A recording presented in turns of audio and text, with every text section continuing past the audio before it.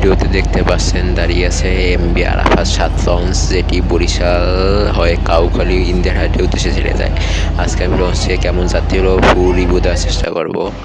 এটি হচ্ছে নিচতলার front day. এখানে ঢাকা থেকে বরিশাল কাউখালীর ভাড়া ৪০০ টাকা। দেখেন ডেকে খুবই অল্প পরিমাণে যাত্রী রয়েছে। এই রুটটা খুব কিছুদিন হয়েছে চালু হয়েছে, 2 ট্রিপ দেওয়ার পর রুটটি আবার বন্ধ হয়ে গেছে।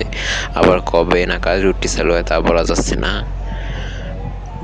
আর এই হচ্ছে নিচতলা টিকিট কাউন্টার, এখান থেকে আমার কেবিন টিকিট। এটি হচ্ছে নিচতলা থেকে দ্বিতীয়তলা যাওয়ার সিঁড়ি।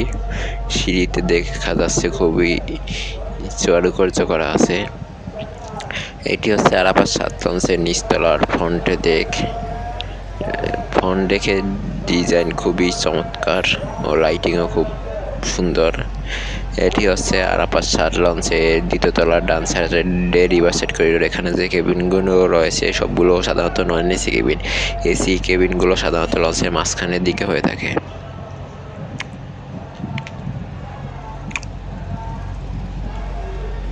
এটি হচ্ছে আরাফাত ৭ লঞ্চের দ্বিতীয় তলার বাম পাশে রিভার সাইড করিডোর।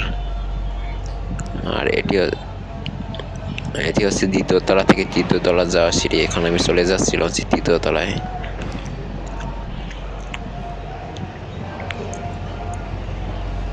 তৃতীয় তলায় কিছু সংখ্যক কেবিন রয়েছে ও সামনে রয়েছে মাস্টার বেসের ব্যবস্থা। এটি হচ্ছে তৃতীয় তলা রিভার সাইড করিডোর। এখানে কেবিনগুলো নন এসি কেবিন। এসি কেবিনগুলো সাধারণত রিভার সাইডে, বেশিরভাগ লঞ্চে রিভার সাইডে এসি কেবিন থাকে না।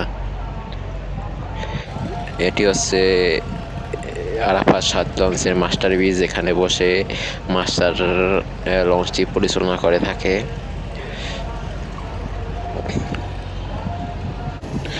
মাস্টার ব্রিজে আধুনিক সব ইকুইপমেন্ট, রিকো সাউন্ডার, জিপিএস সবই রয়েছে। এটি হচ্ছে আরাফাত ৭ লঞ্চের ডাবল কেবিন, যেটি ভাড়া ২০০০ থেকে ২২০০ টাকা রাখা হয় ঢাকা থেকে বরিশাল ইন্দিয়ারহাটের জন্য।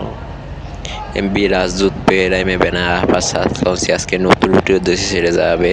এই রুটটি নতুন চালু করা হয়েছে। ঢাকা থেকে ছেড়ে ফতুল্লা, মুন্সিগঞ্জ, চাঁদপুর, বরিশাল হয়ে গাবখান চ্যানেল দিয়ে গাবখান, শেখেরহাট, ইন্দিয়ারহাটের উদ্দেশ্যে ছেড়ে যাবে। প্রতি একদিন পর পর লঞ্চ চলাচলের কথা ছিল, কিন্তু সুন্দরবন কোম্পানি ও ফারাসাত কোম্পানির রুট পারমিটের মামলার কারণে বর্তমানে সার্ভিস বন্ধ রয়েছে। তবে আবার কবে এই রুট চালু হয় তা বলা যাচ্ছে না। তা চলে আসলাম এই আরাফাত ৭ লঞ্চের স্বাদে। ছাদেও খুব বড় রয়েছে, আপনার চাইলে ছাদেও আসতে পারেন। ছাদে বসে নদী উপভোগ করা এবং প্রকৃতি বাতাস খাওয়া খুবই দারুণ লাগে। লঞ্চ ভ্রমণের একটি খুবই চমৎকার দৃশ্য হচ্ছে ছাদে